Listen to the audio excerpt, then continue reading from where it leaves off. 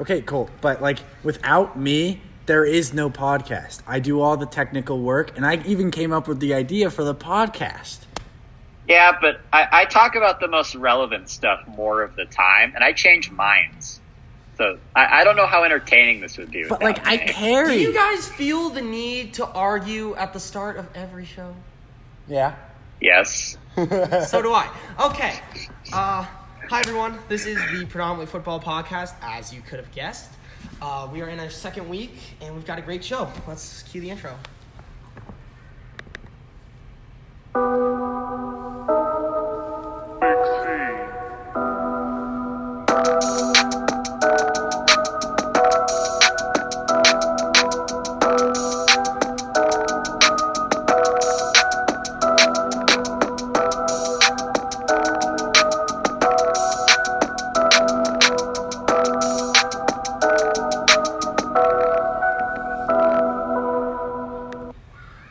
We don't argue about such trivial things because it's fairly understood among us here at the Predominantly Football Podcast that I'm the best. Of course.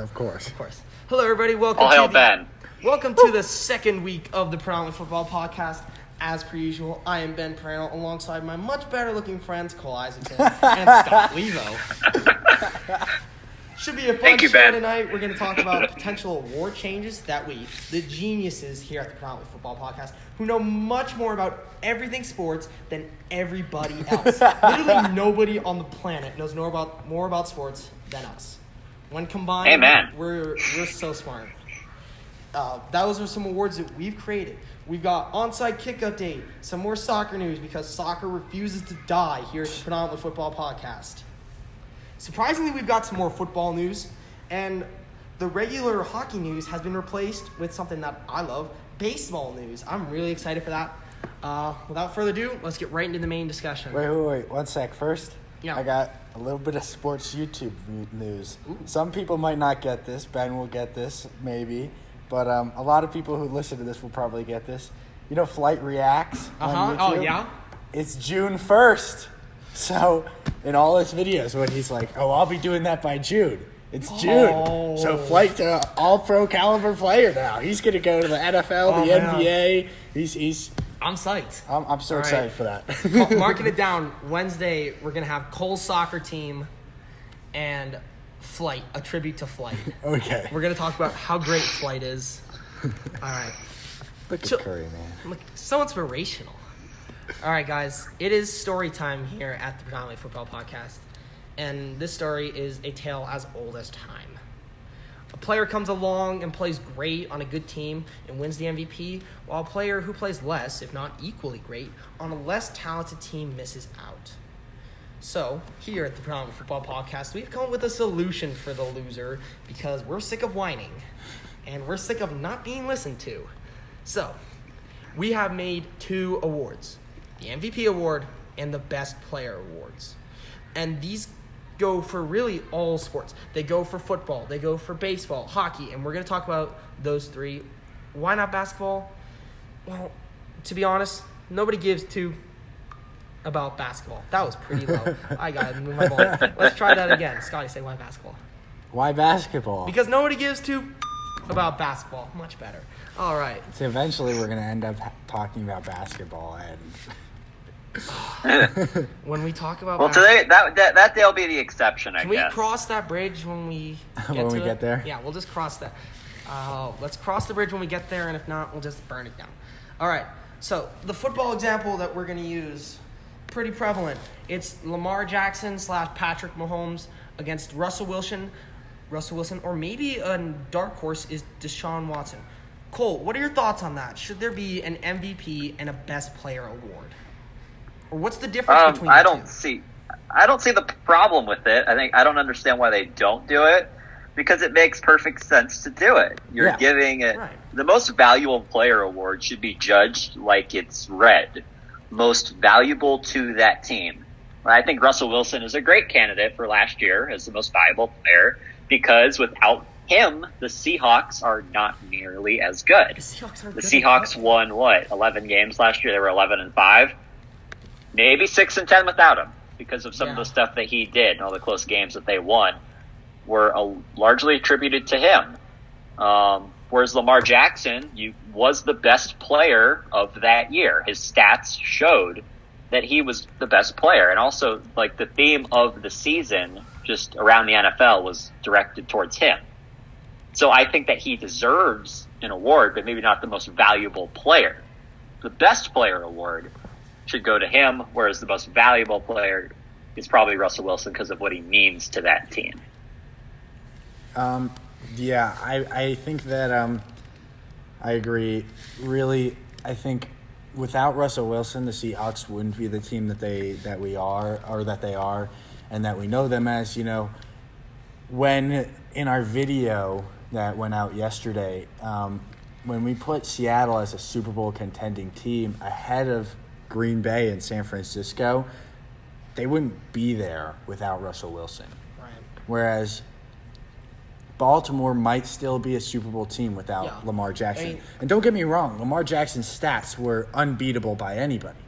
But Russell Wilson was more valuable to his team, in my opinion, than Lamar Jackson, which I think Jackson deserves the most or the best player award because he was the best player. Yeah. But Wilson deserves to get an award for what he did last year. Right. Yeah. The Ravens had, 14 Pro Bowlers on that team? Yeah. Jeez, 14 Pro Bowlers. Joe Flacco could go into that team, and it would be a good team. Yeah. Would they win the division? Probably. Pittsburgh did not impress late on in the year, and now I'm sad. But would they be the great team? No, Jackson certainly elevated that team. Yeah. But it's not the same as Seattle without Wilson. Or even this year it's going to be Houston without Deshaun. Those teams are so lacking in talent compared to others that without that player, they're dead. Yeah. Baltimore is a pretty good team. Kansas City is still a good team if they have Alex Smith. They're a division contending team. They were a division winning team. Right. Yeah. I think that if let's say the Ravens kept Joe Flacco for this season with that team, that's still a 10-win team, and that's still a division-winning team. Right. Not the number one seed, not a Super Bowl contender, but still the best team in that division. They could push a Super Bowl contention. I wouldn't be surprised with the talent they have all over. Yeah, they wouldn't. I wouldn't, especially because Flacco. Say what you want about him, but he shows up in the fourth quarter when you need him to in tight games. Yeah, he's pretty good at throwing headers, right, Cole? And I think the Seahawks, translation, you Ben. The Seahawks, that hurt me more than they would be like 6-10 without Russell Wilson, I think. So and Pete Carroll is still a very good head coach, but 6-10. He is. And I would add on to that. Good, can't make up for lack of talent. I would add on to that with what happened with the Seahawks this year at the running back position, the amount of injuries they dealt with, that they had to even bring in Marshawn Lynch, who wasn't on a team. I mean, that's not something that you're looking to do late in the season, and yet they were a good team. Like, you cannot argue with the fact that Wilson did what he did with a not-so-great offensive line, an injury-plagued backfield, and DK Metcalf, who got taken in the second or third round. Yeah, at the end of the second round. At the end of the second round as his number one guy behind Tyler Lockett, who is a smaller receiver. I wonder the Seahawks don't have any other superstars on that offense. No, they don't. It's Russell Wilson. It's Russell Wilson show. Yeah. I wonder if the Beast Mode interview was like Pete Carroll's like, okay, can you come out and play for us? You have to lead the huddle. No, I don't really like to speak. Okay, can you at least run? I'm only here so I don't get fined. Yeah. I'm only here so I don't get fined. All right. So there's going to be some numbers coming your way, but that's okay because we're going to talk about baseball now. I'm so happy. I hope you guys are happy. I'm very happy to talk about baseball. So the last 2 years, the National League MVP race has been between – so baseball works – there's the American League and the National League, and each league has their own MVP. It'd be the equivalent of the AFC and the NFC giving awards, the same awards. Yeah, and rather than they've had some awards get given to AFC and NFC. I mean, weekly awards. Right, There's AFC Player of the Week, AFC Defensive Player of the Week. But like NFC NFC Offensive Player of the Year versus AC. Yeah. So, and the MVP race, there's been some outsiders like Ronald Acuna Jr., who's an outfielder for the Atlanta Braves, Juan Soto, outfielder for the Nationals, those kind of guys, because they're great players. And I could do a whole episode talking about Acuna versus Soto, but I'm not going to because I like my friends. And they would not really enjoy that too much. But the main two heavy hitters have been Cody Bellinger, a right fielder in 2018, and center fielder in 2019 for the Los Angeles Dodgers, and Christian Yelich, a right fielder for the Milwaukee Brewers. Yelich won it in 2018. Cody Bellinger won it in 2019. So, all right, here come the numbers. In 2018, Christian Yelich had a batting average of 326, which means that if he had 1,000 at-bats 326 times, he got a hit. Batting average is hits per plate appearance. On-base percentage is the percentage of times you got on base. And slugging percentage is a little different. If you get a single, that's 1. If you get a double, that's 2, triple, 3, home run, 4. It's bases per plate percentage or plate appearance. You with me, Scotty? Yep. Yeah. Yeah, that makes sense. Okay. In 2018, Yelich had a batting average of 326 or 326, an on-base percentage of 402, and a slugging of 598, which is really good. Those are elite numbers. And an on-base plus slugging of 1 point...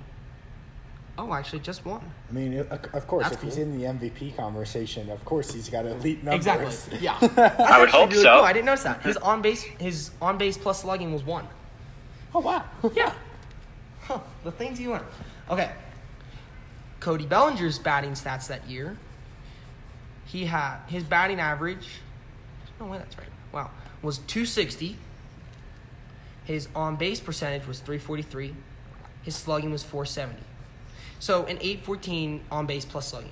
Those are also very good stats. Bellinger also hit 25 home runs that year, as opposed to Belich's 36. Wow. Yelich. How's this even a race? I'm reading these stats. So, for me, the debate comes. They're both two great players. They're at the same level. Belich is a little better. Bellinger, I'm just going to say Cody. Cody is a little better defensively. Yelly is a little better at the plate. The debate comes between these two is the team that's put around them. And that really gets put in 2019, where in 2019, Yelly, not Bellinger, hit 329 batting average, on base of 429, and he slugged 671. So an on-base plus slugging of 1.1. Now keep in mind, Bellinger got hurt towards the end of the season. He broke his kneecap. He fouled a pitch into his knee, which was really bad. And the Brewers went way down in quality. In 2019, Cody Bellinger had a 305 batting average, a 406 on-base percentage, and a 629 slugging. So an on-base plus slugging of 1.035. Bellinger, by far, had the better numbers in 2019 and won the MVP. But I think that Yelich should have won the MVP strictly because when he got hurt, Milwaukee went down. Milwaukee's got good players. They traded for Mike Moustakas that year. They had Lorenzo Cain. But this is the Dodgers we're talking about. The Dodgers always have the best players. They've always got Kershaw, Walker Buehler, guys, what's his name? The third baseman, redhead. Justin Turner. That's his name. Turner. The Dodgers have much better players, but Bellinger won the MVP. Do you guys, if you're still with me here, do you guys have thoughts on that? Actually, I do, and I agree that Yelich was clearly the most valuable player to his team that year because the Brewers, they've been in contention, and he's there. Right. At least when he was there for the full year before that, they made it pretty far in the postseason, unless I'm mistaken. They lost to the Dodgers. And without him, it was a train wreck. Right. And I think that he is the most valuable player. The Dodgers, they have money. Yes. They can go out and get whoever they want. And they do. Them and the Yankees, because they have the money to do it. Whereas Milwaukee's not a huge market. No. Milwaukee's not an incredibly large market. So they're not like Los Angeles where they can get whoever they want. Or Boston. Right? And I think that's part of the reason why Yelich is the most valuable player, because that's who they have. I mean, you said Moustakas was there, but it clearly showed in the wins and losses when he was not there who the most valuable player was for that season. Yeah, I'm liking this LA-Milwaukee battle. I hope something comes up about this later. So, wait, the wild one sec, I just want to mention something. If you hear little children screaming in the background, there are some little kids playing outside of. They're playing. We are not like that. We don't have. We are good people, and I want that on camera. Yeah, I just wanted everyone to know that the screaming was not because we were doing something. So, Cole, at the risk of playing devil's advocate, here's another stat. WAR is wins above replacement. So, how many, as opposed to all the center fielders or right fielders, how many wins do you give your team? In 2019, Cody Bellinger had a wins above replacement of 9.1, which is really good, unless you're a pitcher. Then a pitcher's have more of an impact than hitters. Christian Yelich, keep in mind he got hurt, had a WAR of 7. Does that impact your decision at all? I don't think so for 2 reasons. One, I don't like the Dodgers very much, so I'm not going to pick a Padres Dodger. Fan here. I'm going to be honest. Fan, I'm going to be honest. But I'm rooting for Yelich in this. I'm going to be honest. Like, I'm not going to say, I'm not biased. I am a little biased, so that might factor into my decision a little bit. But we haven't seen what happens when Bellinger goes out. And frankly, I still think the Dodgers would be a very good team. Yeah. I still think they'd be a good team, largely because of Kershaw playing on average once every 3 games in the rotation. But I think we saw what happened with Milwaukee when Yelich wasn't there. We saw it. So for that reason, I'm still going to say Yelich is the most valuable player to his team, because I see no reason why the Dodgers wouldn't be able to make a playoff run. Maybe not go to the World Series, but at least get there, to the World Series. I mean, not to the World Series, to the playoffs without Bellinger. All right, Cole, you ready? You want to play a game real quick? Depends on what the game is. This is part flex on my part. All right, Cole, I want you to name 2 Dodgers players. Not named Bellinger or Mookie Betts. Go. Not Mookie Betts, darn. Well, it was obviously Kershaw. You said Kershaw. And yeah, it was Kershaw. And then, I can't do it. Well, that's okay. You're not a big baseball guy. I could go on for days. Walker Buehler, not Hyun-Jin Ryu anymore. Justin Turner. That's the flex part. All right. Not named Christian Yelich or Lorenzo Cain, because I said his name earlier. Name one player. And you said Moustakas earlier. I said Moustakas. Name one player for the Milwaukee Brewers. Can't do it. Scotty? I don't even know, man. If I can't do it, why do you think he's going to be able to do it? Yeah, I mean, you're just like, have I even said anything?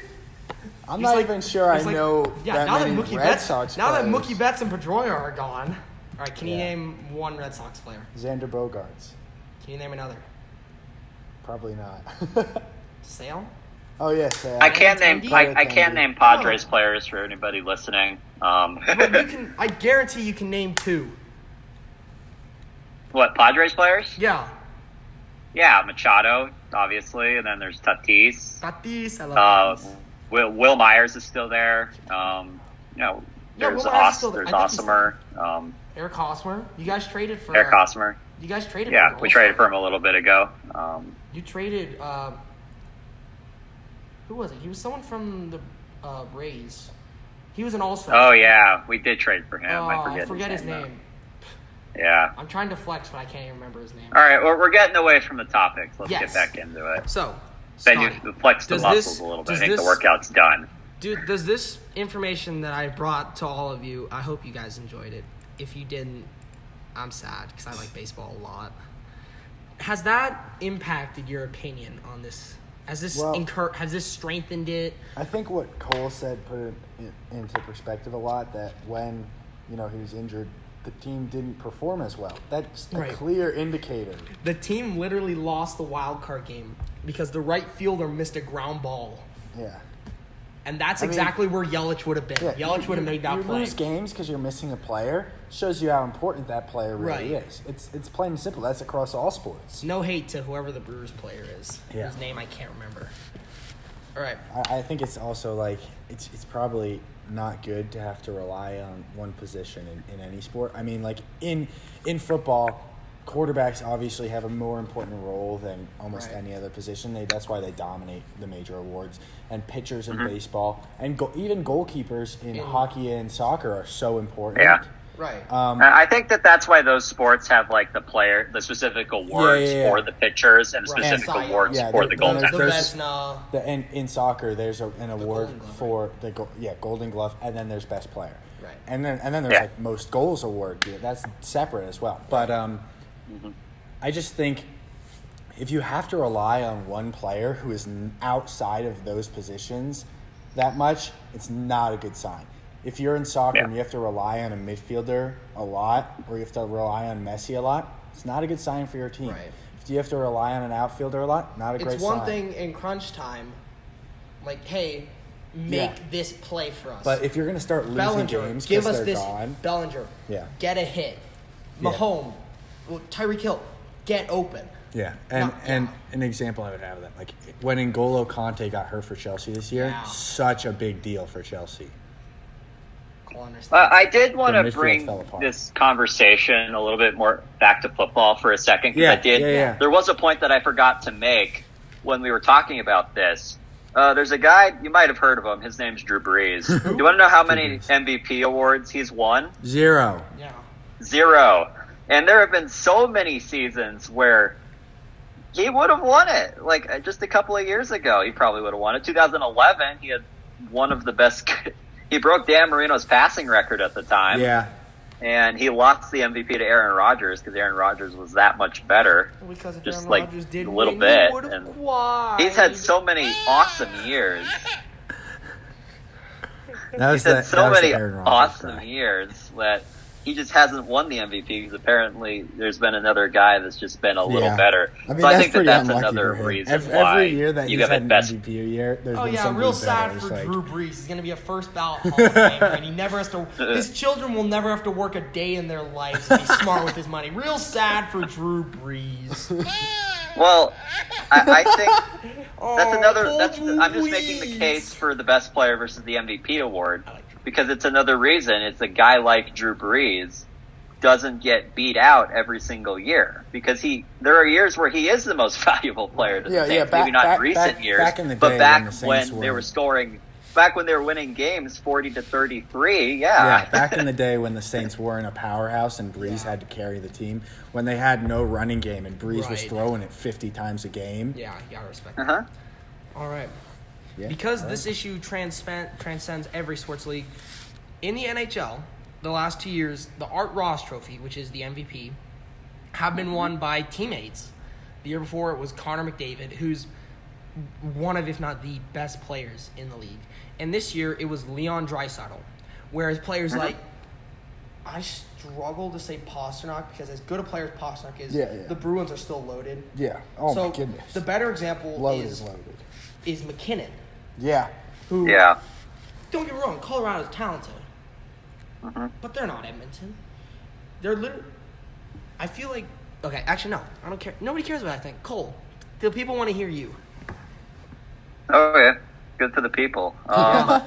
Cole's is like, power to the people. What I think about Colorado is, I normally I'm inclined to agree with you, but Colorado, Nathan McKinnon was hurt down the stretch, right? Yeah. He was hurt towards the end of the year. Yeah. As was Mikko Rantanen, who's arguably Nathan McKinnon's sidekick. We can get into that in another discussion, though.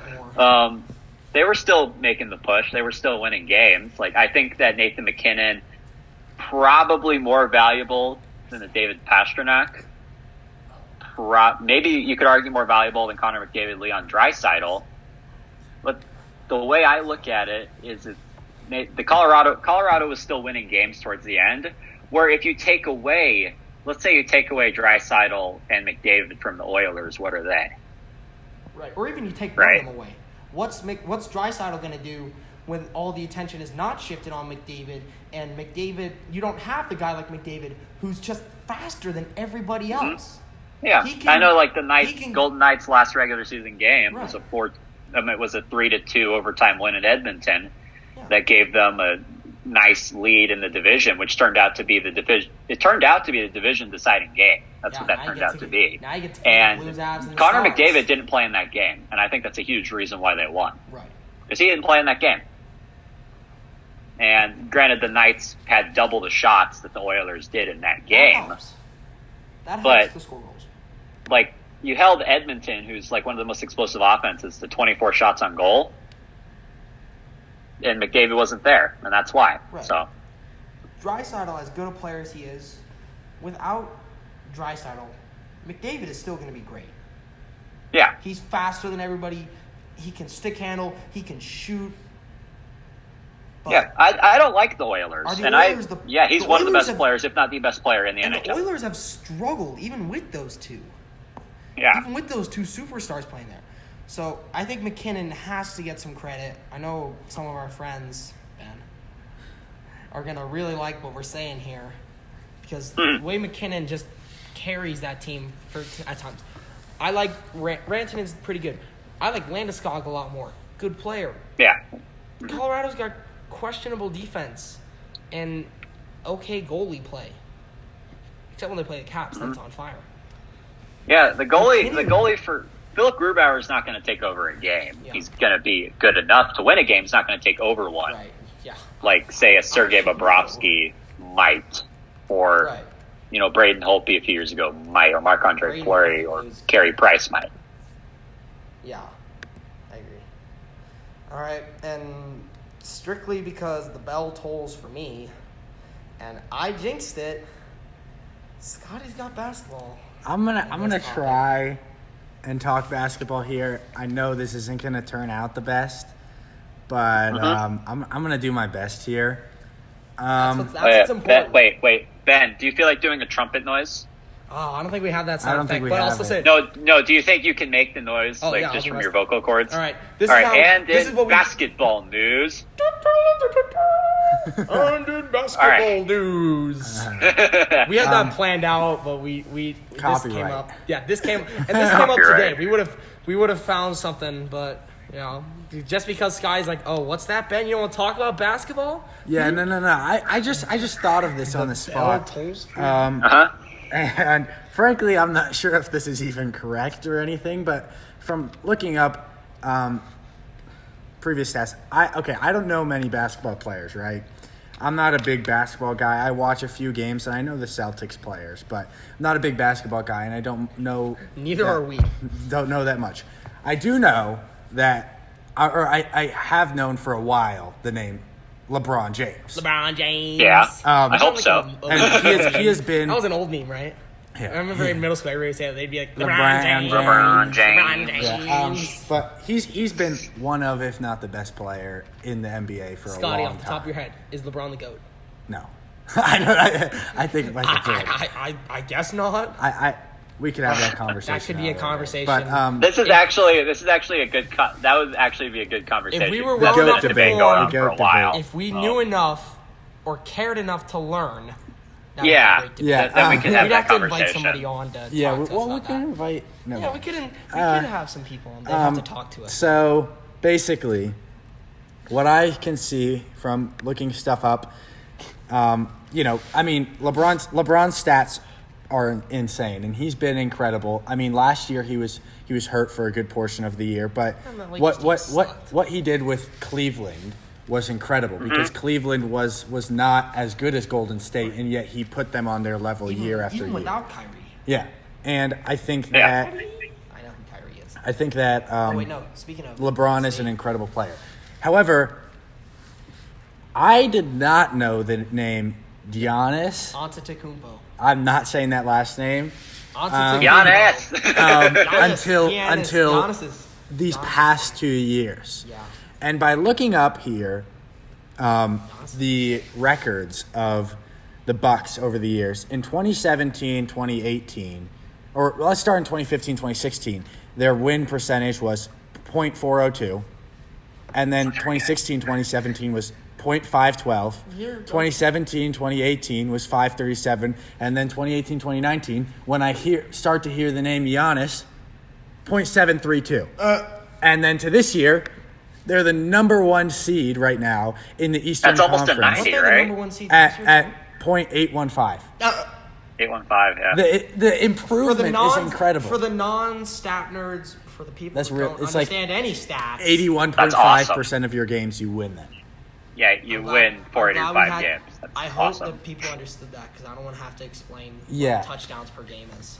So later on, it's that to me, that rise there alongside the rise of Giannis, to me says that Giannis has done a lot for that team, and I think that you could have the debate, and I'm not going to try and have the debate now here about who's more valuable, LeBron James or Giannis. And I've seen stuff on TV that people think LeBron should win the MVP this year. That's because he's LeBron. But in my opinion, maybe LeBron is the best player and he's had the best stats this year. But it seems to me that Giannis is more valuable. And once again, it shows that there should be a best player and a most valuable because they've each done good in different ways for their team. I just wanted to say something to your point, Scott. We saw it just this year with the Bucks. Giannis was out for 2 games just before the pause happened with the NBA. They were against the Phoenix Suns, and the Phoenix Suns are not a good basketball team this year. We're just going to say that right now. They are not good. And then the Denver Nuggets, who are a good team. They are a pretty good team. I think they're the 3rd best in the Western Conference right now. They lost both of those games without Giannis. Wow. And that's why their win percentage is lower. I remember it was like an 87 heading into the Phoenix game. And it dropped by so much because of those 2 losses. Yeah. I mean, one to what you could argue is a championship contending team, and then the first one to a team that is not very good. Yeah. So and another thing, this is proof of range, which is a basketball pun kind of. LeBron James they traded for Anthony Davis. Yeah. Another superstar player, and the Lakers are starting to win games. Yes, LeBron was getting hurt, and the Lakers team last year was so horribly bad. But the Lakers right now with are LeBron really good. And that proves into the whole sometimes if you have the talent around you, it's easier. Like Anthony Davis is really good. Sorry for the interruption there, everybody. We're me and Ben, who are the ones recording this in person, are in a very public place right now, and it's pretty easy for people to walk in on us and be like, "Hi, how are you?" But we don't want to be like, "Get out, we're doing a podcast." Right? Yeah, you want to be polite. She was very polite. Yeah, they're trying to be nice to us, and we can't be like, "Get out, go away." Our fans are listening. So sorry for that. You gotta be dark. You gotta be dark and brooding. Get out. You've got fans. I'm Batman. You got fans? Yeah, surprisingly. All right, where were we? It was. I have no idea. There's something about basketball. Giannis good, LeBron also good. We were talking about basketball, and it was basically Giannis versus LeBron. And I was about to say that LeBron right now, he is probably the most valuable player on his team, but the team could probably do fine without him. Right. Yeah, exactly. They could probably win games because Anthony Davis is that good. Yeah. And I think that the team overall it's a good team. That's why they're first place. That's why they clinched a playoff spot. Giannis is the team. Yeah, and for the Milwaukee Bucks, and they would not fare well without him, as we saw in those 2 games. Right. Statistically speaking, LeBron right now is probably the best in the NBA. Yeah, he has more support around him, but his stats say that he's the best. Yes. But Giannis has proved that he's the most valuable. Right. There's a difference between best and valuable that we've been debating, and I think that debate is. And that's what we're trying to. That's what we're trying to get to the masses. Some of you guys might have agreed with us the whole time from the second we introduced it, and why did I waste the last? I don't know. 30 minutes listening to these guys, and the answer is because you're cool and you like us, and that makes us love you. All right. And we like you back that way. Yes, we do. We do. It is very much mutual. We appreciate you guys. All right. Hey, I'll switch the gears, Scott. Switching gears. No, I want to say it. It's my thing. Switching gears. Yes, the NFL. We did our crack. Okay, our crack reporting team, which is the first to every single story because we just know and we're able to predict. That's how smart we are. We can predict accurately.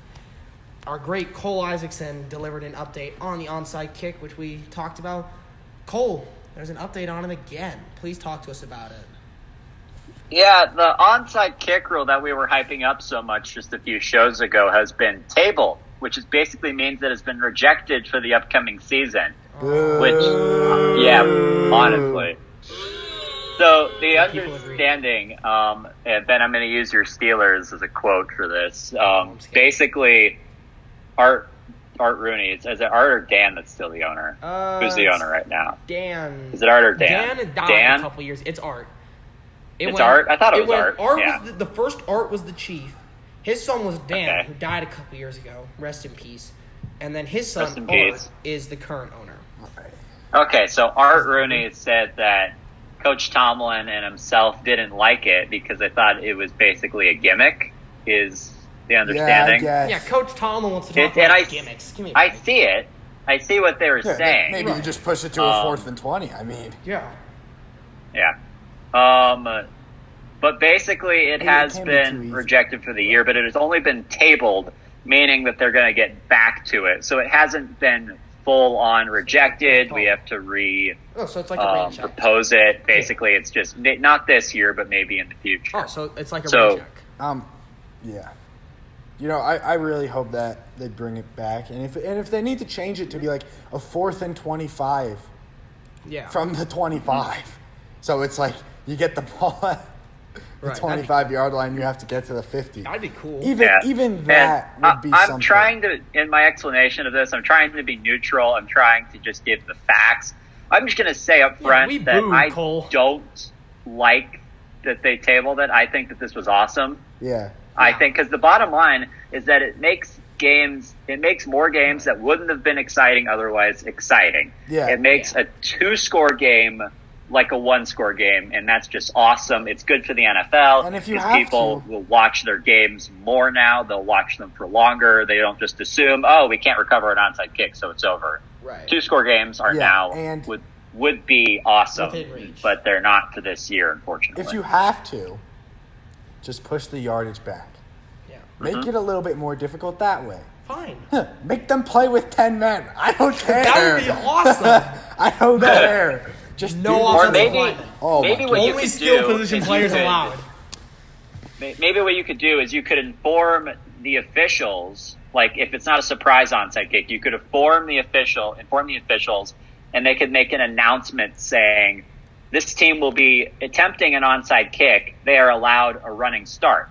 Because the reason why the percentages drop so much is because they eliminated the running start rule, and they eliminated where you can line up when you kick the ball off. If you could tell the officials that, hey, we're going to onside kick, announce it to everybody, give us this running start. Yeah. Then maybe I know they did it for safety reasons. I don't know how much that applies on an onside kick. I don't know what the numbers are there, so maybe it's a bad idea. Yeah. But that just popped into my head that maybe that could be something worth considering, depending on the numbers of concussions that happen on the average onside kick play. You know, Cole, to be honest, for a second I thought you meant the actual, like, a 4th and 15. They do that as a surprise.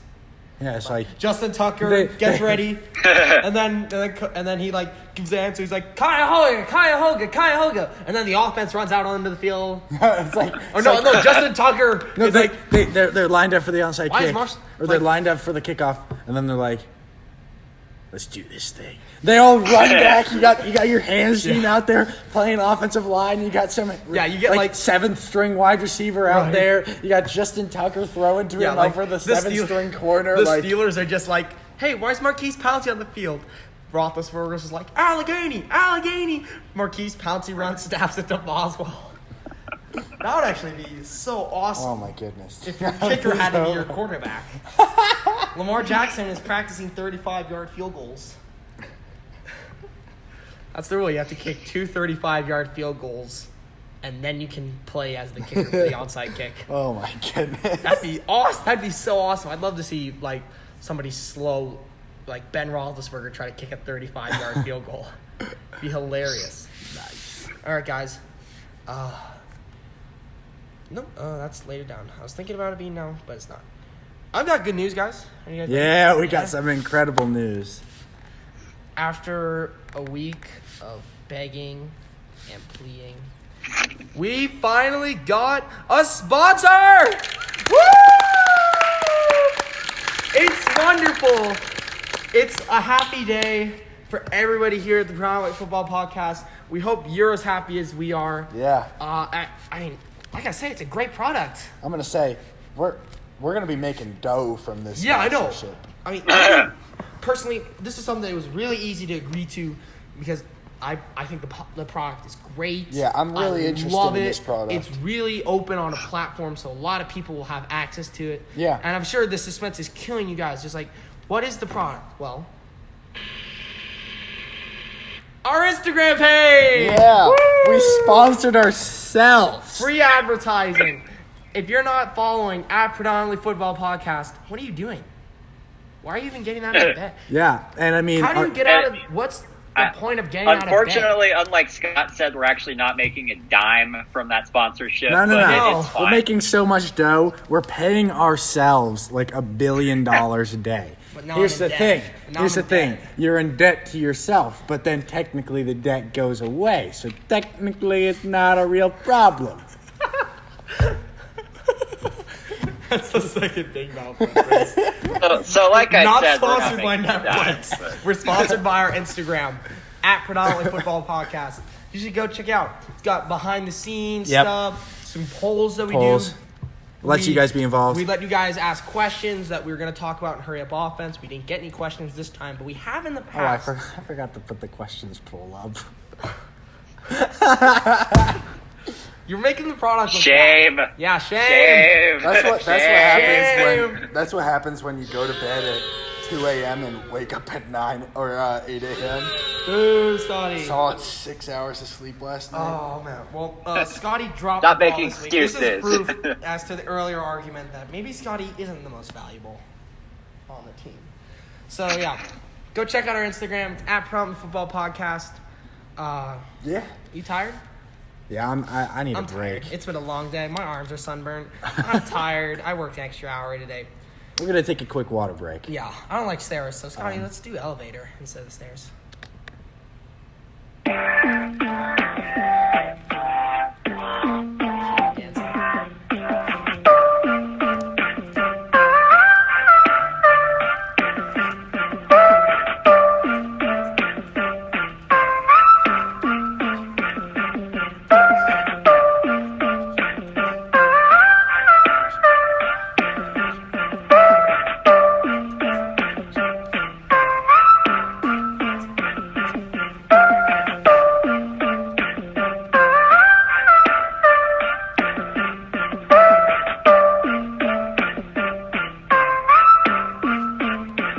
Hey, if you're still listening, I do something like this every week, and nobody has ever commented anything that I said. But if you're listening right now, you should comment dissing Podbean, okay, in the comments, because we don't like Podbean.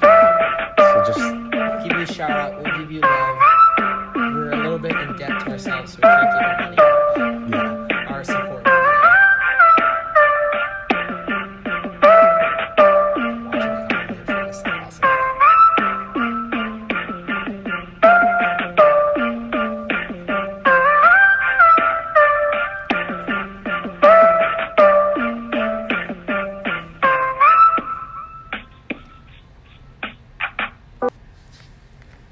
We're You back. guys go first, and then Yeah. I don't know, we'll do like a round robin or whatever. So, currently, we found another poll, and it said you can take 3 players that are under 25. And Cole's got the list right there. But we decided that we're going to list it off. Real quick, if you want that list, it's on our Instagram story. Yeah. Check it out More at free Predominantly advertising. Football Was that Predominant Football? Podcast. I was going to say, I said at Predominant Football Podcast. I don't know. We got to get our, we don't even know what it's at. Cool. Just What's the look us list? Yeah, tell us, Cole. And enlighten us, please. All right, so if I don't recognize anyone, I apologize. I think I recognize everyone, so we should be all good. All right. But Patrick Mahomes, Patrick Mahomes. Okay. quarterback of the Chiefs. Lamar Jackson, quarterback of the Ravens. Ezekiel Elliott, running back for the Cowboys. Is that Derwin James? That's Derwin James. Is that right? That's Derwin James. Okay, so Derwin James, safety for the Chargers. Joey Bosa, who's an edge rusher for the Chargers. Myles Garrett, an edge rusher for the Browns. Minkah Fitzpatrick, a safety for the Pittsburgh Steelers. That's Marshawn Lattimore, right? Fairly certain that's Lattimore. Yeah, that's Lattimore. So Marshawn Lattimore, a cornerback for the Saints. Saquon Barkley, running back for the Giants. Christian McCaffrey, running back for the Panthers. Deshaun Watson, quarterback for the Texans. And I think that's who's the Baltimore guy? Is that Marlon Humphreys? Yeah, I think that's Marlon Humphreys, right? That makes sense. I mean, he's better than Marshawn Lattimore, I think. That was the first. Yeah, it is. First That's Marshawn. That's. So we're just gonna say Marlon Humphreys, and if it's not, we apologize. Sorry, Marlon Humphreys, corner for the Ravens. Chris Godwin, wide receiver for the Buccaneers. Jamal Adams, safety for the New York Jets. Darius Leonard, linebacker for the Colts, and then Nick Bosa, who's an outside rusher for the San Francisco 49ers. Correct. So, now to decide who gets the first pick. Are we doing snake draft? Yeah, we're going to do snake draft. So I'd say we decide whoever wins the rock, paper, scissors tournament that we're about to do gets to choose what pick they Okay. have. So, we're going to do an ultimate rock, paper, scissors tournament. We got Cole on a Zoom call so we can see. I think it's Scotty versus Cole. All right, we go on. No, we all go at the same time. All right? Well, in that case, I have to see Ben, so Ben's good. No, that's like so... No, it's I got this. Trust me. All right. All right. Ready? We go on shoot. Rock, paper, scissors, shoot. That was so late. Oh, All right, Ben, so Ben died. Ben I had scissors. They both had rock. Ben gets his last choice of picks. All right. It's between us, I Cole. didn't get to choose. Rock, paper, scissors, shoot. Yeah! All right. All right, I'll take lost. the second pick because if we're going snake draft, I want to be right in the middle. Cole? So do I go first? You're up with the Or is first pick. Ben? I'll go first, yeah. He took the Or, first yeah, I'm you going to take take... I'm going to take Mahomes because Okay. I think that's the obvious choice here, self-explanatory. and he is the franchise quarterback. And you know what? It's what Kansas City did, and it worked. So why not? Yeah. All right.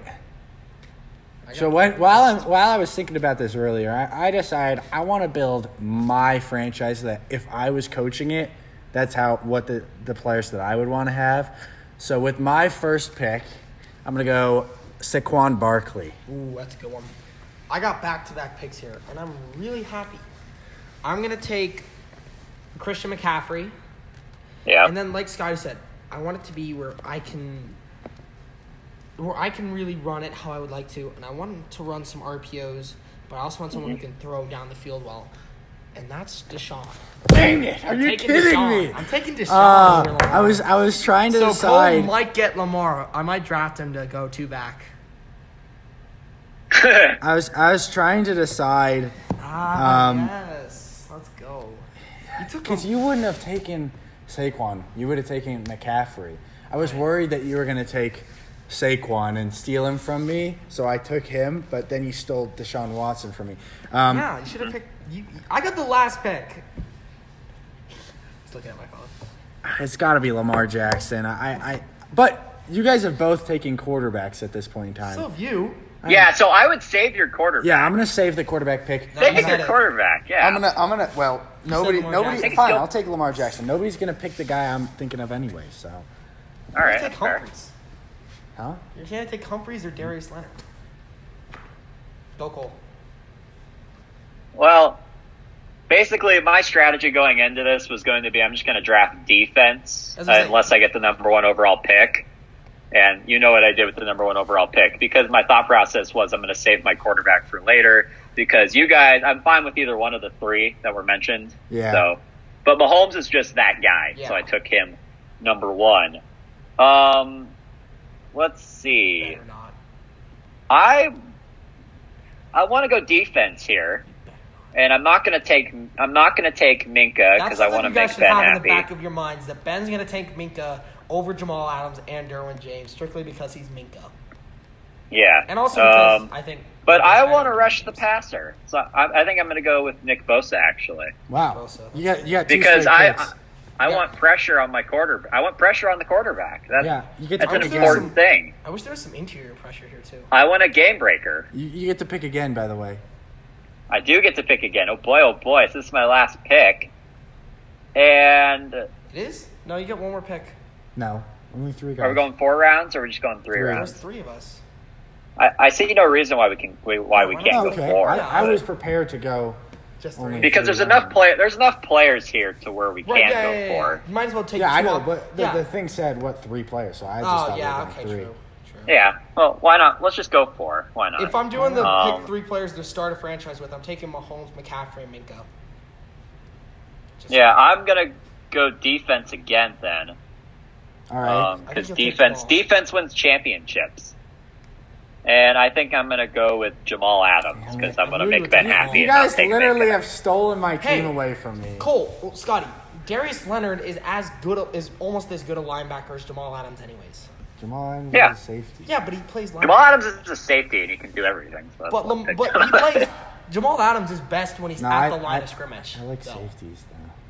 Yeah, I like that. That's why we can't compare Fitzpatrick to Jamal Adams. See, I really wanted to go like Watson, Barkley, Adams. Like that was what I wanted. That'd be so good. And now I'm like, I'm just thinking about who I'm gonna take. Darius Leonard, I really like him because that dude can stomp the run. I only have 1 player. Oh yeah, I did take Jackson. Yeah. You made me take Jackson. I forgot. Yeah, that's right. Can I take a look at the list? Because I'm the only one that doesn't have the list open. Yeah. Oh, Zeke's still on the board.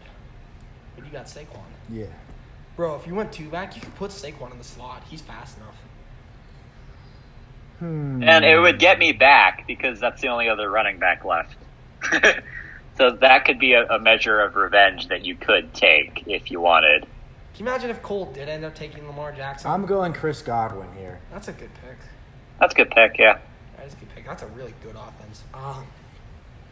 Yeah, I mean, so MVP. Right. The most talented running back in the NFL, or the most athletic running back in the NFL. The one receiver on the list. Wow. That's so dumb. Okay. Hold on, really quick. I want to look up what Marlon Humphreys looks like because I don't know who that guy is.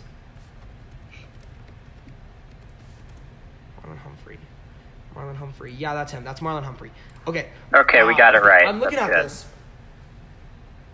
I'm trying to run some RPOs and also play good defense. I've got McCaffrey. There's no receiver, so McCaffrey will be my receiver. I'm going to take Zeke. I'm going to let Zeke play back. And I'm just going to say, McCaffrey's fast enough. He's got good enough hands. He's going to play in the slot. Yeah. And then my RP, I got another pick. I know, but I wanted to show you something. Oh, you're just like Ben. Do you even need it? Yeah, that's Nick Bosa. Oh, wait, oh, my bad. I thought it was George Kittle. Yeah, I haven't really gotten to look at this list very much because, like I said, my phone is recording. Yeah. I thought you were just like, Ben, you're so stupid. There's George Kittle. I was like, are you really gonna pass him? How old is Kittle? He's not 25. Because he only really came onto the scene. He is. Oops, I just looked up George Kittle. I need age. He is 26. Okay. Oh, darn. Yeah, that'd be great. Because Kittle can walk pretty well too. Is it my pick now? That's Joey Bosa. No, it's my pick. Ben's. So, it's still Ben's. So I've got a really good offense. It's still Ben's? Okay. I can run all kinds of things. Watson is shifty enough to get out pressure. Zeke can run at you. We can run really good RPOs with him and McCaffrey. Yeah, but McCaffrey as a receiver is a little bit iffy. You're just trying to beat Cole. I got to put someone out there. So now I'm looking at this. I want to really get defense. Nick Bosa's gone. Jamal Adams is gone. I left D'Amico for a reason. I hope you know that. Yeah. Well, You'd really Jamal disappoint my Adams, efforts if you didn't take him. Darius Leonard is not as good as Jamal Adams, but they play very similar play styles of just Jamal Adams is best when he can stop the run. All right, what's your pick? Come on. I'm gonna take Minka, obviously, Okay. but Darius Leonard is someone I would really like because then I'm taking Darius Leonard. There's like just All right. Just because in your face, man. Just because I need a defense to go with that incredible offense that I Bro, have my going. offense. Well, And the funny who's thing got a is, better offense, Ben or Scotty? the funny thing is, I always focus on defense wins championships, and yet here I am taking 3. I mean, I seems to would how have there's only only- taken. I How would many have gone defensive 2 and players 2. are there? But There's 1, 2, 3, 4, 5, 6, 7, 8, 9. all right, cool. Who's your pick? Really? No. My gut is to take a corner, but like Marshawn Lattimore and Marlon Humphreys, I'm like, they're great. Like, they're great corners, but it's like, am I going to build a franchise around them? Like, do I trust them to be I would that take- one I guy don't build a one-on-one? franchise Cut to the around chase. everybody. You're taking Derwin James. That's where I might go. We'll see. I'm not drafting offense because I don't think I don't think I actually can draft offense. I'm Yeah. pretty sure all the offensive players have been taken. But I think I will go with Marshawn Lattimore because I want that covered corner to give Nick Bosa enough time to do his thing. All right. Yeah, fair the enough. better you can cover, the more dominant Bosa. So I have drafted 3 defensive players and then Patrick Mahomes. I've Yeah, drafted. but you 3 got another offensive. pick here. You got another pick here. Do you take? Wait, I thought we were only going 4 rounds. Oh yeah. Yeah, I got Wait, my fourth. I'm Cole done. literally That's only 4, has that's it. Mahomes. Yeah. Oh man, so some of the players left: Derwin James, Joey Bosa, Myles Garrett. Are those the only 3 players left? Yeah. Who do I have? I think- Deshaun, McCaffrey, Zeke. And then Marlon Humphreys is also Deshaun. left. Yeah. Hold on. Let- There's 4. We don't of them. need. We don't need. Oh, there's 16 players. Yeah. So 4 is. Do we each want to take 5? No, we're All right. good. We're good. We're good. I want Myles Garrett to be the only guy not drafted. Yeah, I don't. He's not somebody we want to build a franchise around because No. he's not a great locker room personality. I was also thinking about going with Joey Bosa because I'd have like basically the Bosa brothers just coming in from either side and crushing whoever you have, but I needed a cover guy. So I took the I don't best like one Bosa that I very thought was much. available. I mean, they went. At least one of them went to Ohio, They which both makes went it to hard Ohio. for me to. Yeah. Both went there. Yeah. All right. Okay. I think that's it. Yeah. Yeah. With Yeah. If I had to take one more, I would take Humphrey. I would probably go Derwin James if it was. Wait, no, I don't have any pass rush. I would take a pass rusher or Humphrey. I would have gone with Joey Bosa Yeah, if and Joey then Bosa wasn't maybe there, I would've taken Derwin James James outside if no one else was left. Because Humphrey and Fitzpatrick would be. Yeah. My offense though is fire. We definitely got the best running back tandem in the NFL. Oh yeah. Although Scotty's is pretty good with Lamar and Saquon. That's true. That run game would be insanity. Yeah, can you imagine if option Scotty? plays. Can you imagine if Cole took Lamar to go with? Can you imagine if I had Deshaun, Lamar, and McCaffrey? That would be such a weird team. I would Everybody would be playing out of position except. I would for use Deshaun no. I Watson. would use both of them. I would go like 2 back, 1 on each side. Oh my goodness. I would motion Lamar right behind Deshaun. Deshaun does the cadence, claps his hands like saying, "Hut, ducks." Lamar takes the snap. It becomes an RPO. You're crazy. Okay. No, I'm a genius. Let's We're gonna test that out in the Pac-12. let's move on. All right. So, more news from me, and this is more baseball news. This is some stuff. The first part of this really just made me so terribly mad. So, you guys understand? So, every major league team has multiple minor league teams, and obviously the minor leagues don't get paid a whole lot of money. They get paid good money, like living wages, but most of them have to take another job. The Oakland this is a report from Jeff Passan, who is a analyst, or who's a reporter, obviously. He said the Oakland Athletics informed minor league players today that they would not continue paying them $400 a week at the end of the month. So they're not paying minor league guys. So, And that's due to Corona. Exactly. Not like we don't pay minor right, leaguers yeah. anymore. Honestly, I suppose, yeah, okay, well, we're not making any money, yeah, but Yeah, but Come on. these are people's lives Right. you're talking about. And yeah, I think this is this is some of like the dark side of sports. Baseball owners are scum. They really don't. Multiple owners have said that they're okay with this pause going on just so they don't have to pay. They don't have to keep payroll. And I'm sure the Pirates owner, Dan Snyder, was one of them because he is a complete cheapo.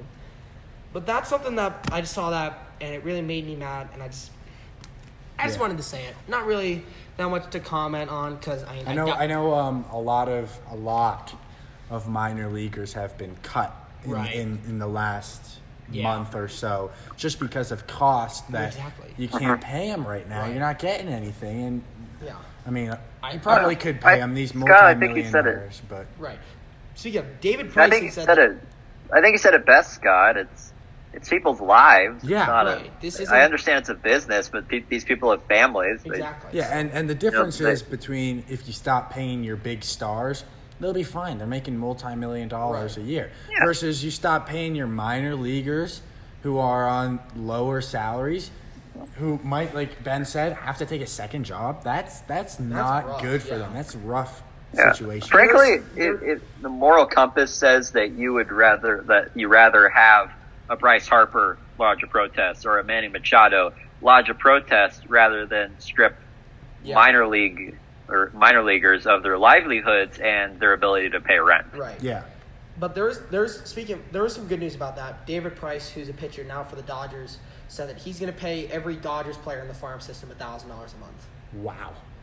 So they're getting a raise. That's nice. And David Price has made a lot of money over his career. He's won Cy Young. So this is probably over the Corona period. Exactly. This isn't. But it's good because the amount of income for a lot of people is going down during this time period. So that's some news. I didn't think that would take too long. I hoped we wouldn't be disagreeing on whether that should be done. No. There's also some scheduling. It's looking like they might do 100-game season or so, starting in July or July and ending in Halloween, the regular season. July, the new month, because 2020 just won't end. So it's looking like they're gonna shorten the schedule and payroll. It's potential players could opt out if they don't feel safe, which is nice. I think the Pirates wouldn't really lose much because we're so bad. But that's just some baseball news that I wanted to say. Scott? I think it's good. I think it's good that they're giving players an opt-out because if they don't feel safe, then it's important that they say, okay, well, for my reasons, protecting my family, I'm going to stay where I am. Exactly. Yeah. And I think that's good that they're giving them that option. And baseball is the ultimate social distancing sport. Honestly. Except for me, I play first base, and we walk a lot of guys at my school, so that wouldn't at my team. So that wouldn't be great for me. We got some soccer news. Scotty? Yeah, it's really Bundesliga again. It's the only. This is becoming the predominantly Bundesliga podcast. It's the only thing that's really going on. Bundesliga.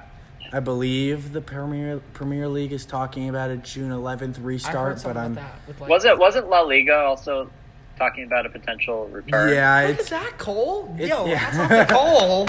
It's all kind of up in the air, but I don't think anything's back officially yet. I think everybody's back to practice. You know, I saw images of Liverpool practicing today, and they're one of the bigger teams right now. So everybody's at least going back to practice, and but the Bundesliga is back in action, and we talked about FC Bayern and what they did in their game in the middle of the week last week. But for the second weekend in a row, Bayern Munich has scored 5 goals in a game. Wow. And, you know, it's looking more and more likely that they're going to be the team that comes away with the win the title this year, purely based off of the fact that right now they can't be stopped. And the fact is that Dortmund's loss this past week is massive, but Bayern's play is incredible right now, and they're not gonna stop playing this way. They won 5-0 this week, and I really think that they've basically put Dortmund out of the title race with this win, in my opinion. And it kind of a little bit of different news, but I don't know if any of you know the name Robert Lewandowski. I've heard of Lewandowski. The ex dude. This team, and honestly, Fortuna Dusseldorf. Yeah, Fortuna Düsseldorf. I have Dusseldorf. I have no idea how to speak. Take the initiative and say. Just say Dusseldorf. Dusseldorf. Okay. Dusseldorf. It's probably a weird word in German. Yeah. Well, this was the only Bundesliga team that Robert Lewandowski had never scored against, and he scored a brace today. For anybody who's wondering what a brace is, that's 2 goals. And I want to take this time, rather than talking about Bayern Munich and Dortmund again, to talk about Robert Lewandowski. Yes. Versus Luis Suarez, who's the all-time best striker, or at least the best striker of our lives. And it's a really tough debate because Suarez and Lewandowski play in different leagues, and quite frankly, Suarez plays in a better league. Yeah. But at the same point, Messi. he plays with Lionel Messi and he played with Neymar. Even in Liverpool, he played with Gerrard and some like Sterling. Yeah. And Lewandowski has really been the centerpiece of Bayern Munich for years. He's their main man. This guy is incredible, and he's the centerpiece of the Poland national team. Versus Uruguay, I mean, yes, Suarez is important to them, but they also have Edinson Cavani. Right, who plays the same position.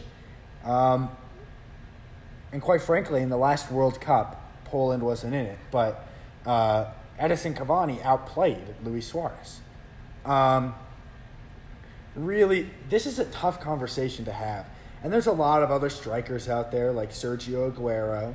Aguero's so Benzema was really good in his prime, and Antoine Griezmann has been good for years. And Firmino's a different type of forward, but still in that kind of conversation. Right. And then, of course, he plays like more deep 10, right? Yeah, of course you have to have Cristiano Ronaldo in the conversation. Yeah. But at the same point, he hasn't moved to the striker position until very recently. Ibrahimovic, yeah. Ronaldo was mostly a left wing until just recently. When he played. When he moved to Juventus, really. Maybe his last year at Real Madrid. Dybala in the number 10 before Ronaldo came in? No, well, he doesn't play the number 10. He plays the number 9. That's the striker. Oh, okay. 10's the striker. 10 is the attacking mid. 9 is the striker. If you're wondering what any of this means, in soccer, sometimes people refer to the positions as numbers. So your goalkeeper is your number 1. Your defense is 2, 3, 4, and 5. I'm not really sure what order it is. I've heard it many different ways. I'm pretty sure it's 2, 3 are the center backs and 4, 5 are the outside backs. You got your 6 is your defensive mid.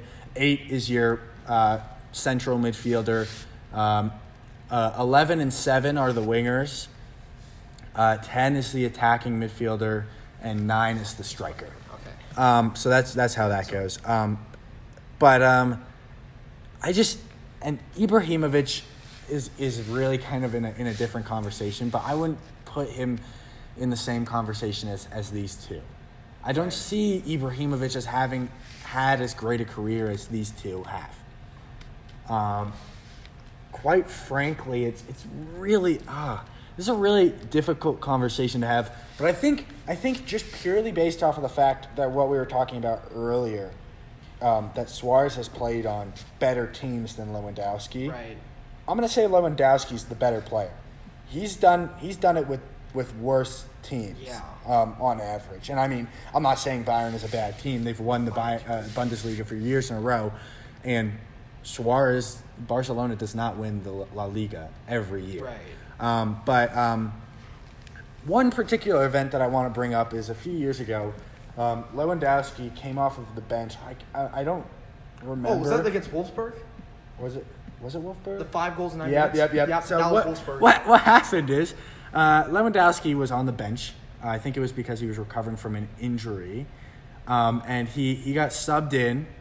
And within his first 9 minutes of being back in the game, he scored 5 goals. Jeez. And for a little context, 5 goals in a game is impressive. 5 goals for one player in a game is impressive. Right. 3 goals in 9 minutes. 2 goals in 9 minutes is impressive. 2 goals in a whole game. When this guy's he scored a brace, I was like, ooh, good for him. 5 goals in 9 minutes. That might be the greatest performance of any striker of all time. Yeah. In 9 minutes after coming off the bench. Incredible. So, yeah, I'm going to have to go with Lewandowski. I agree. And I think someday in the future we might have to, on the podcast, have a all-sports GOAT debate where we talk about who is the greatest of all time in every sport. I think it'd be cool if we did it per generation too, because if you're using basketball. Well, basketball it's not the James Jordan right now it's just James. I know, but for some sports like this current era, Messi or Ronaldo. Yeah, well, I don't think. But if you're comparing them to dudes like Pele, I don't think, in my opinion, Messi and Ronaldo have now surpassed Pele and the other Ronaldo. Yeah. And Ronaldinho. Ronaldinho and just all the Brazilians, really. Yeah. Some sports, I think there could be really interesting, modern era debates too. Just because, if we're talking about the GOAT in basketball, none of us really, or some sports, it could be if we're arguing, I can't just say. I was going to use soccer. I'm like, well, we didn't really watch Pele. It's hard to really see how he affects us. But then, then Sky went and ruined it. As the soccer guy, he came to his senses. No, I've seen Pele play in some of those old World Cup games. He's an incredible player, and he created what is the Brazil dynasty. Right. But and I mean, he played at a different time, but his skill level, it just can't compare. And Messi and Ronaldo have really different styles of play, but the two of them, oh my goodness, they're incredible. And I really hope that Mbappe and guys like that live up to them in the future, so we can continue to see this great battle that we see now. I have a question for you. Yeah, sure. I'm just off the top of my head. I remember they played in a World Cup final. Who would you take? Zidane. They were both center mid, right? Boy. Zidane and Ronaldo. Yeah. Who? Oh no, Ronaldo. Both Ronaldos play. Ronaldo for Brazil. Oh, they were both forwards. Was a striker, and Ronaldo for Portugal. R7 is there's R7 and R9. Right. So R7 was a winger and then became a striker, right? And Zidane was a midfielder. I saw his heading abilities, and I don't know why I assumed center. Yeah. So who would you take? Who would I take? R9 or Zidane? If you're trying to build a team around. If I'm trying to build a team around. Not like, oh, well, what do I need? Do I need a winger or do I need a mid? If I'm trying to start a club, and it's these guys in their prime. Yeah. I'm going to have to go with Zidane because personally I prefer to build a team around a midfielder than a striker. At the same time, I think because midfielders have more influence on the play? Or? Yeah. I think midfielders, they play defense, they play offense, they have to get up and down the field. They have to create a lot. They have to create. Guys like Messi and Ronaldo win the awards, but right. It's probably harder to be. It's harder to play midfielder than winger. It's easy. For Mbappe, if you're arguing Mbappe versus I don't know why, but Pogba's the only dude in my head. Let's say Pogba, Conte, yeah. Mbappe's game seems to be based on I'm just gonna run really fast. Yeah, well, it's really hard to compare fundamentally, the two of them. Yeah, fundamentally, you could look at it as a winger's game is I'm just gonna run faster than you. Yeah, run faster than you. I'm gonna put the ball in. Beat you with dribbling. Right, yeah. Like Messi. But midfielders, they have to be able to play. There are more people around them. They have to be fast to move up. They have to be able to dribble. They have to be able to make some really nice passes. This is why in soccer, come award time, there's the Ballon d'Or, which is for the best player. And then there's, the World 11. The best 11 players to make a team. The best team ever. And frankly, has there ever been a member in that team who's not playing in Europe? I don't know. But frankly, a good research question. Frankly, I think that FIFA kind of messes up the World 11 every year. I think Dani Alves was on it this past year, and I'm like, okay, let's go back to 2015 before we put Dani Alves in a World 11. But all right, quick, off the top of your head, World 11, go. Okay. In goal right now, I like Jan Oblak. Oblak, that's good. I'm gonna go with a 4-5-1 because that's my preferred. Or Five is in two defensive mid or two defensive mid. So actually, I think I'm going to say a 4-3-3. 4 defenders, 4 back. Right. Yeah. 2 defensive midfielders and 1 attacking. 2 wingers, striker. So pretty much what FBS plays. Yes. Base of the triangle, top of the triangle. Yeah. I think at center back, no question, it's got to be Virgil van Dijk. Yeah.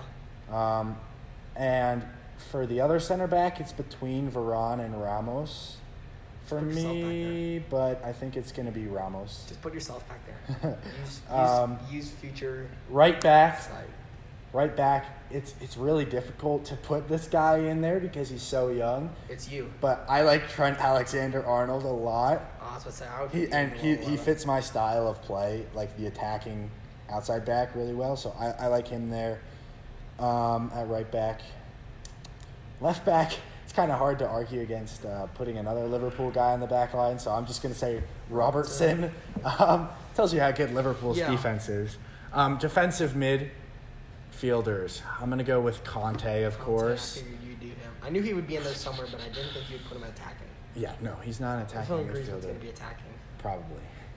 Conte and this one's tough for me. A second defensive. Normally, if I was making a team like this, I'd go 2 attacking midfielders. Yeah, you've got a really good defense. Maybe just go 1 defensive mid. Yeah, I'll go 1 defensive mid and 2 attacking mids. Just overwhelm them. So I'm going to go Conte at defensive. I'm going to go Griezmann and... You know who I want you to say. Yeah, I know who you want. I'm not going to say him. He's not there yet. It's going to be Conte, and I think I'm going to put... And people are going to be like, you're putting him out of position. That's a little weird, but I'm going to put Messi at attacking mid. Really? He'll play right attacking mid, but it allows me to get more talent in there. I think Messi can play really anywhere on the field, and attacking mid is somewhere he used to play. So I'm going to put Ronaldo on the left wing, Mbappe at striker, and on the right wing I'm going to put Neymar, who typically plays left wing, but right wing works for him. That's my team off the top of my head, without any preparation. Dang, that's probably not a great team. Who's the coach? How do you? It'd be Klopp. easy. It'd be easy to just say Klopp, but Klopp fits team, that style. I was about to say, because if you're looking to just pass the whole game, Guardiola would be best. But if you're looking to just press up the field, I like Klopp's really style of dominate, play better. Yeah. I mean, I do like watching Guardiola coach and play his teams play, but for me, it's got to be. I mean, if you could mix Guardiola and Klopp. Oh my goodness, the way that Guardiola's teams build possession and Klopp's just Klopp's ability to score mixed with Guardiola's ability to keep the ball would be an intense way of playing. And the way that. And then throw Frank Lampard in there because I'm a Chelsea fan. His ability to coach young players because look how young Chelsea is. Right, and I think the way that Klopp could help with that too because the stuff that Klopp is able to get out of his guys, is insane. The way that he. Liverpool is not the most talented team in the world. No, but they just throw themselves. I mean, their 100%. midfield is quite weak in my opinion. Yeah, but they throw themselves 100% every game. I've heard that Klopp's practices are the most grueling practices of any coach in soccer. That they do so much running, and yet all his players love him and say he's the most fun coach they've ever played for. That's a great coach. I think it's really hard to go against Klopp. Yeah. Yeah. Yeah. Sorry, Cole, for blowing up the soccer conversation there. I don't think it was supposed to go there, but. Yeah, and just a little added bit there. I didn't put Lewandowski, even though I say he's the best striker of all time. Yeah. I put Mbappe just because he's younger. Right. And if I'm building a team, I want to be younger. He's so fast. Yeah, he is fast. He fits my style of play more. I prefer to have a team where you play the guy in through the back line and he beats your defenders by running through and then taps it in rather than having a guy in there who's going to win every header and score that way. All right. That's just my personal. I'm going to make my World 11 right now. All right. You guys ready? I'm going to do 4-3-3, just full on 3, maybe 1 defensive mid. All right. I'm going to count Cole. I'm going to count how many Manchester United players are on this team. All right, ready? Goalkeeper. Now, this is going to be completely unbiased, Yeah. impartial, right? I'm going to do everything I can to keep it unbiased. My back five, they're all really similar, so I'm just going to kind of name Yeah. the team. Goalie, Scott Lebo. Center backs, 2 Scott Lebos. 2 Scott Lebos at wing backs. Defensive mid, Cole Isaacson. Attacking mids, 2 Cole Isaacsons. 1 Cole Isaacson on the left side, Scott Lebo on the right side. Striker is me. Okay. I think Hey, Scott, I know coaches, enough about soccer to know how many Manchester United players were on that team. Coach, since I might as well put a Manchester United player out there, is Bruno Fernandes. There's one. And you know what? He The wasn't correct good enough answer to is make 5. my That's how team. many were on there. He's not a good enough player to make my team, so I'll put him in my... Yeah. All right. Quick question for you, Scotty. Yeah. Would an FBS team with Bruno Fernandes and 10 clones of me win the state championship? This is a really tough conversation to have. It's a debate that can be had across all sports. 10 clones of me, yeah. It's like, how much does the best player in the world really matter? You know, could you put the best player in the world on the worst high school team in the world and have that high school You're saying team? we're the worst high school team? No, in the I'm world? not. I'm just saying. Well, I mean, if it's 10 if of me... it's 10 of you, then Yeah, maybe. then yeah. 'Cause Yeah. But Well, it depends on who's the coach. yeah. Yeah. Scotty, will you coach the team of me and Bruno Fernandes? Yeah. Here's the game plan. Pass it to Bruno Fernandes. That's a good game plan, but I'm not very good at passing, so we're going to have to work on that. I wonder what Scotty's practices would be. Scotty, you were working those kids hard today in practice. Yeah, I was working myself hard too. Yeah, I saw you guys beating the heat in your specific method. All right, well, just because it's tradition at this point, hurry up offense. No questions from the fans, which is why Instagram is our sponsor. Our Instagram page is our sponsor. Our Predominantly Football Podcast is teaming up with our YouTube channel, the Predominantly Football Podcast, in order to increase the amount of questions and interactions with you guys, our fans, who we love very much. All right, so we've got some stats here for MVP snubs, but I don't really recognize any of these things. So, who is most likely to get snubbed for MVP? Cole, thank you for all the hard work. I'll ask you a question about those stats there. Which of these was the biggest snub? J.J. Watt in 2014 or Kurt Warner in 2008? Well, Kurt Warner didn't win the Super Bowl in 2008, so... Yeah. So I think he should lose. Well, that was just Peyton Manning, so... who I actually won that MVP. But I'm going to take this one first. I don't think that Kurt Warner was necessarily... All right, really what? quick. Reading off Looking stats. at the stats here, Kurt Warner had a much better year than Manning did. Yeah, he did. Wow. He did. That's And it's not. None of them had exceptional seasons that year. I'm going to read the stats off. J.J. Watt, I just 20.5 took sacks. basically the stats that I got were pretty quarterback exceptional. rating, touchdowns, interceptions, and passing yards because those are the big 4 when it comes to rating a quarterback. Kurt Warner, who was the quarterback for the Cardinals at the time, had a 96.7 quarterback rating, 30 touchdowns, 14 interceptions, 4,583 pass yards. Peyton Manning, who this was his 3rd MVP, he won his 4th the next season. So actually he won 5 total, I'm pretty sure. Yeah, he won Scott 5. feels the salt. Or was it 4? Whatever. It's like, man, breathe. So Peyton Manning, 95 pass rating, 27 touchdowns, 12 interceptions, and 4,002 pass yards. So I'm obligated. none of them to had say, exceptional years. It's I'm just obligated to say that those QBRs are average. a Kind little of. bit above. They're but fairly yeah. good. They're nothing exceptional. They're nothing exceptional. Like 2011, Aaron Rodgers. The record is 2011 Aaron Rodgers. I believe that's a 122.2. Yeah, exactly. Good. That's the record Yeah. for the season. I'm obligated to admit that it is not out of 100 because that would make so much sense. But I mean, J.J. Watt, 2014, 20.5 sacks. Yeah, I don't 4 think, first fumbles, 29 tackles for loss. Come on. I don't think you can ever. Now, the interesting thing about J.J. Watt here is this is only his 2nd best season. So J.J. in Watt's a 2012, he also had 20.5 sacks, right?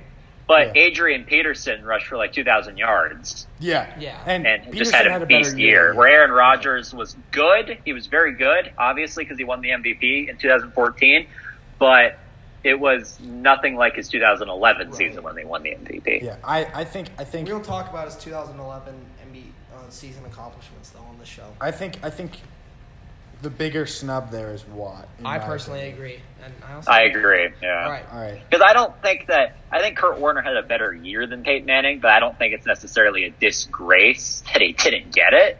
Like they're comparable numbers overall, though Warner's are better. It's comparable. And the big thing that I left out is that Kurt Warner's team finished 9-7, even though they went to the Super Bowl and made that incredible run. They finished 9-7. Peyton Manning's team finished 12-4. So yeah, that'll do it. Mm-hmm. Quick hurry up question: who is most likely to get snubbed for MVP this coming NFL season? Who's most likely to get snubbed this year? Yeah. I'm going to go with Russell Wilson again. That's what I was going to say. I'm going to go with who got snubbed this past year. Yeah. Russell Wilson. If they still had Hopkins, I would say Deshaun. Or Deshaun, yeah. Russell I can see Wilson's that. a very good answer. Yeah, I think Russell Wilson. Frankly, I could see Aaron Rodgers getting snubbed this year. Because I think that he's going to have a good year, and if he has like a very good year, but if he has like an exceptional year, which he could have, but then somebody like Mahomes or Jackson beats him out, or we don't know. We didn't expect Mahomes or Jackson to have the MVP season that they had. Oh, and I have a good question. Ben, are you okay if I ask a question? Yeah, go ahead. I like to have an opinion on things. Who's the quarterback that we're not going to see coming that's going to win the MVP if we had to pick one? Who's that guy where it's like, who saw that one coming? Because Jackson, nobody saw coming. Nobody saw Mahomes coming when that happened. If it happens that it's somebody we're not expecting, it'd be Kyler Murray. I don't see anybody else having a possibility. Like I don't see. Oh, I could see Josh Allen somehow doing something miraculous, but I agree, Kyler Murray. Yeah, is basically I've heard the analogy that he is a poor man's Lamar Jackson. Yeah. So I've heard that. If he's like Lamar Jackson, I don't see why he couldn't. And I think that's gonna. He's the most likely. Jackson. Yeah. Mm-hmm. Here's a quick question for you guys. I'm looking up some stats here. 2017, Tom Brady won the MVP. Yeah. Threw 4,577 yards, 32 touchdowns. Was it 8 interceptions? QBR of where's his QBR? I'm looking at this right now. Are you gonna ask if that was a snub to Gurley? No, I'm gonna ask if it was a snub to Roethlisberger. Threw 5,129 yards, 34 touchdowns, 16 interceptions. That's way more interceptions. 16-8. You threw double.